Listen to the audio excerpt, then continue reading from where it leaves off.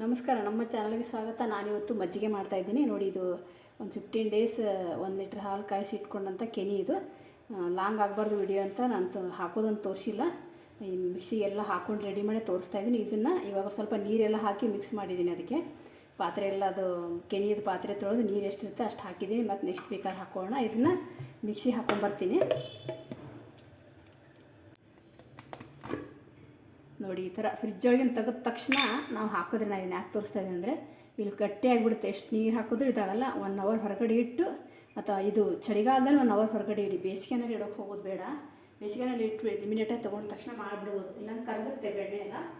ಅದಕ್ಕೆ ನೋಡಿ, ಈ ಥರ ಈ ಚಳಿಗಾಲದಲ್ಲಿ ಆಗಲೇ 1 ಅವರ್ ಆಗಿತ್ತು ತೆಗೆದಿಟ್ಟಿದ್ದೀನಿ, ಆದರೂ ಕೂಡ ಇಷ್ಟೊಂದು ಗಟ್ಟಿಯಾಗಿದೆ. ಇಮಿಡಿಯೇಟಾಗಿ ಮಾಡಿದ್ರೆ ಫುಲ್ಲು ಎಷ್ಟು ಇದು ಆದರೂ ಮಾಡೋಕ್ಕಾಗಲ್ಲ, ಬೇಗ ಹಿಡಿದಿನೇ ಇಡಬೇಕಾಗುತ್ತೆ. ಬೇಸಿಗೆನಲ್ಲಾದರೆ ಇಮಿಡಿಯೇಟಾಗಿ ತೆಗೆದ ತಕ್ಷಣ ಮಾಡಿಬಿಡ್ಬೋದು. ಚಳಿಗಾಲದಲ್ಲಿ ಮಾತ್ರ ಈ ಥರ ಮಾಡಬೇಕು. ಇವಾಗ ಇನ್ನೊಂದು ರೌಂಡ್ ಹಾಕ್ಕೊಂಬರ್ತೀನಿ ಇದಕ್ಕೆ.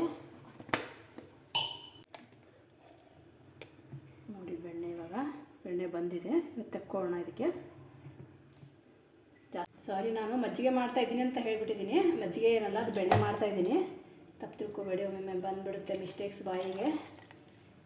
ಇದು ಬೆಣ್ಣೆ ಮಾಡ್ತಾಯಿದ್ದೀನಿ.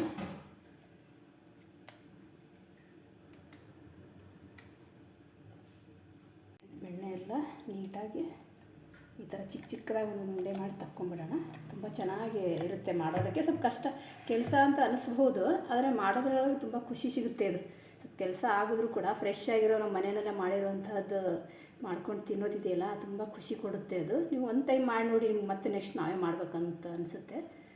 ನೆಕ್ಸ್ಟ್ ನೋಡಿ, ಎಲ್ಲ ಇದ್ರೊಳಗೆ ಹಾಕೋತಾ ಇದ್ದೀನಿ ಒಂದು ಪಾತ್ರೆಯಲ್ಲಿ. ಚಿಕ್ಕದಾಗಿ ಉಂಡೆಗಳು ಮಾಡಿಕೊಂಡು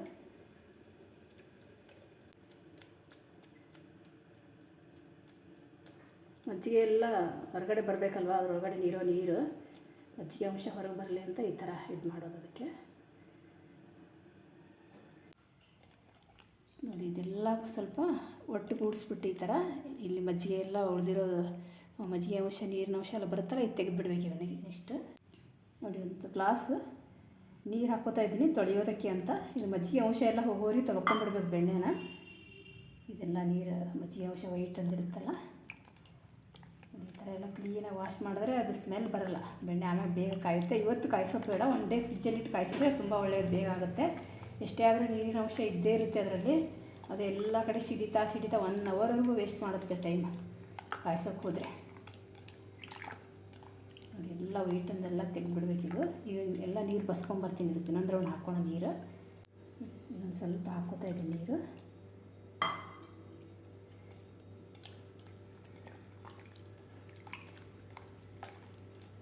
ಏನೂ ಮೆತ್ಕೊಂಡಿಲ್ಲ, ಕೈಗೆ ಕ್ಲೀನಾಗಿದೆ. ಸ್ವಲ್ಪ ತುಂಬಾ ಅಳಕಾದರೆ ಮೆತ್ಕೊಳ್ಳುತ್ತೆ, ಸ್ವಲ್ಪ ಗಟ್ಟಿಯಾಗಿದ್ದರೆ ಏನು ಮೆತ್ಕೊಳ್ಳೋದಿಲ್ಲ. ಈ ಕೋಲ್ಡ್ ವೆದರಲ್ಲಿ ಏನು ಮೆತ್ಕೊಳ್ಳೋದಿಲ್ಲ, ಬೇಸಿಗೆನಲ್ಲಿ ಮಾಡಿದ್ರೆ ತುಂಬ ಮೆತ್ಬಿಡುತ್ತೆ ಕೈಗೆ.